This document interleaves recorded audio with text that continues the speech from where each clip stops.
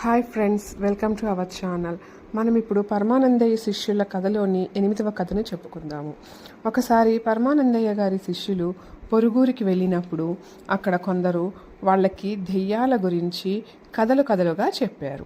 అది విన్నప్పటి నుంచి వాళ్ళకి విపరీతమైన భయం పుట్టుకొచ్చింది. ప్రతిరోజు రాత్రయ్యేసరికి ఏ చిన్న శబ్దం వినిపించినా అది దెయ్యం చేసే శబ్దమేనని ఏడవటం మొదలుపెట్టేవారు. పరమానందయ్య గారికి శిష్యుల అవస్థ తెలిసింది. ఎలాగైనా వాళ్ళకి దెయ్యమంటే ఉన్న భయాన్ని పోగొట్టాలనుకున్నారు. ఒకరోజు వాళ్ళందరినీ దగ్గర కూర్చోబెట్టుకొని, నాయనలారా, దెయ్యాలంటే మీరేమీ భయపడక్కర్లేదు. అసలు అవి మనుషుల దగ్గరికి రావు. ఒకవేళ వస్తే వాటిని భయపెట్టడానికి కొన్ని మార్గాలున్నాయి. మొదటిది శ్రీ ఆంజనేయం ప్రసన్నాంజనేయం అంటూ ఆంజనేయ దండకాన్ని పఠించటం. రెండో మార్గం ఏమిటంటే దెయ్యాలకి నిప్పంటే భయం, అది చూపిస్తే దెయ్యం మన దగ్గరికి రాదు. ఇక మూడోది, దెయ్యం కనిపిస్తే భయపడకుండా దాన్ని చీపురుతో కొట్టి తాడుతో కట్టేయాలి. అలా చేస్తే అది మనల్ని ఏమీ చెయ్యలేదు. అర్థమయ్యిందా? మీరు ఈ రోజు నుంచి భయపడటం మానేయండి. దెయ్యం కనిపిస్తే నేను చెప్పిన 3 ఉపాయాలు ఉపయోగించండి అని హితబోధ చేశారు. గురువుగారి మాటలు విన్నాక శిష్యులకి ధైర్యం వచ్చింది. ఇక ఆ రోజు నుంచి ఏ శబ్దం వినిపించినా భయపడకుండా హాయిగా నిద్రపోతున్నారు.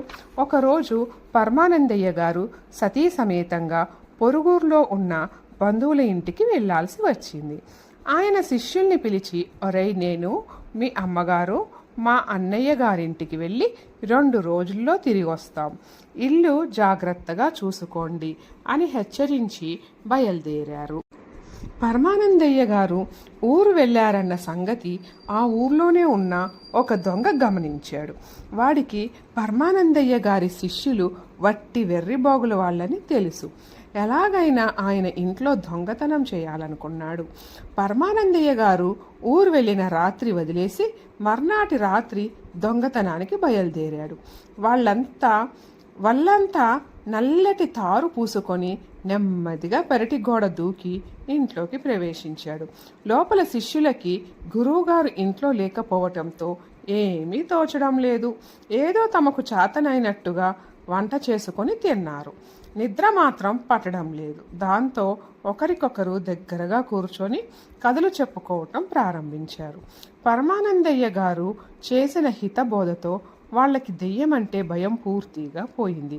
అసలు దెయ్యం ఎలా ఉంటుందో చూడాలని, ఒకవేళ అది కనిపిస్తే దాన్ని ధైర్యంగా పట్టుకుని గురువుగారికి చూపించాలని అనుకున్నారు. అంతలో పెరట్లో శబ్దం వినిపించింది. ఒక్కసారిగా శిష్యులందరూ దడుచుకున్నారు. ఒరేయ్, అన్నం బట్టు, దెయ్యమేమైనా వచ్చిందేమోరా, అందుకే అంత శబ్దం అయ్యింది. ఈరోజు ఎలాగైనా మనమంతా దెయ్యాన్ని పట్టుకోవలసిందే, సరేనా అన్నాడు అవధాని. అందరూ సరే అనుకున్నారు. ఒకడు వెళ్ళి పొయ్యిలో కాలుతున్న కట్టె తెచ్చాడు. మరొకడు వెళ్ళి చీపురు కట్ట తాడు తెచ్చాడు. అందరూ కలిసి ఒకరి వెనకాల ఒకరు నెమ్మదిగా పెరట్లోకి వచ్చారు. అక్కడ దొంగ చీకట్లో చిన్న చెట్ల గుబురులో దాక్కున్నాడు. శిష్యులంతా చుట్టూ వెతుకుతున్నారు. అంతలో ఒక శిష్యుడు పొదల్లో దాక్కున్న దొంగని చూశాడు. నెమ్మదిగా తన మిత్రుడికి సైగ చేశాడు. అందరూ కలిసి పొదవైపు వస్తున్నారు. అది గమనించిన దొంగ వాళ్ళని భయపెడదామని, నేను దెయ్యాన్ని, నా దగ్గరికి రాకండి, వస్తే నమిలేస్తాను అని చిన్నగా అరిచాడు. వాడి మాటలు వినగానే శిష్యులకి మరింత ఉత్సాహం పుట్టుకొచ్చింది. ఇంతకాలం తాము ఎదురు చూస్తున్న దెయ్యం కనిపించినందుకు వాళ్ళకి ఆనందం కలిగింది. అందరూ పొదని చుట్టుముట్టారు. నల్లగా ఉన్న దొంగ వళ్ళు చీకట్లో కలిసిపోయింది. కేవలం వాడి కళ్ళు పళ్ళు మాత్రమే కనబడుతున్నాయి. అది చూసి ఖచ్చితంగా ఇది దెయ్యమే అనుకున్నారు వాళ్ళు. ఈలోగా కాలుతున్న కట్టెని తీసుకెళ్లి దొంగ వీపు మీద ఆనించాడు ఒక శిష్యుడు. దాంతో దొంగ ఒక్కసారిగా చచ్చానురా బాబోయ్ అని అరిచాడు. ఈలోగా మరో శిష్యుడు తాను తెచ్చిన చీపురు కట్టతో దొంగని అదే పనిగా బాదటం మొదలుపెట్టాడు. ఈ దెబ్బలు తట్టుకోలేక వాడు ఎలాగైనా అక్కడి నుంచి పారిపోవాలని ప్రయత్నించాడు. ఒరే అవధాని, దెయ్యం పారిపోతోందిరా, దాన్ని వదలకు, పట్టుకో పట్టుకో అని అన్నం బట్టు అరవటంతో అవధాని మరో శిష్యుడు పారిపోతున్న దొంగని గట్టిగా పట్టుకొని తమ దగ్గరున్న తాడుతో వాడి కాళ్ళు చేతులు కట్టేశారు. ఒరేయ్, నేను దెయ్యాన్ని కాదురా, దొంగని, బుద్ధి తక్కువే మీ ఇంట్లో దొంగతనానికి వచ్చా, నన్ను వదిలేయండి, మీ కాళ్ళు పట్టుకుంటా అంటూ ప్రాధేయపడ్డాడు దొంగ. అలా వాడు ఎంత ప్రాధేయపడ్డా శిష్యులు వదల్లేదు. గట్టిగా అరుస్తున్నాడని నోట్లో గుడ్డెలు కుక్కారు.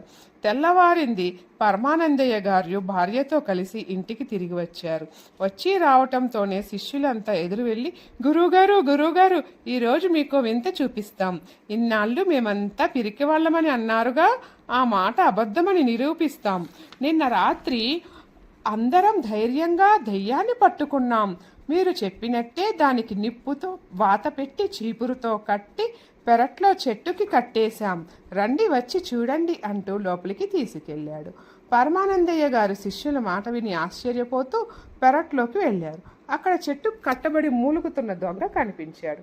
జరిగిందేమిటో ఆయనకు అర్థమయ్యింది. వెంటనే వాడి నోట్లో గుడ్డలు పీకేసి తాళ్ళు విప్పించారు. బుద్ధి వచ్చిన దొంగ పరమానందయ్య గారి కాళ్ళ మీద పడి, అయ్యా, ఇంకెప్పుడు నేను దొంగతనం చేయను. నాకు మీ శిష్యులు చక్కటి గుణపాఠం నేర్పారు. మీ ఇంట్లోనే కాదు, ఇకపై ఏ ఇంట్లోనూ దొంగతనం చేయను.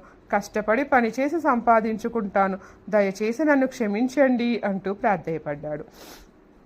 పరమానందయ్య గారికి వాడి మీద జాలి కలిగి వదిలిపెట్టారు. శిష్యుల్ని పిలిచి, ఒరేయ్, మీరు పట్టుకుంది దొంగనిరా, దెయ్యాన్ని కాదు. ఏదేమైనా ఇన్నాళ్ళకి మీరు ధైర్యంగా ఒక గొప్ప పని చేశారు. నా మాటని ధైర్యంగా ప్రవర్తించారు. శబాష్ అని శిష్యులందరినీ మెచ్చుకున్నారు. Thank you friends.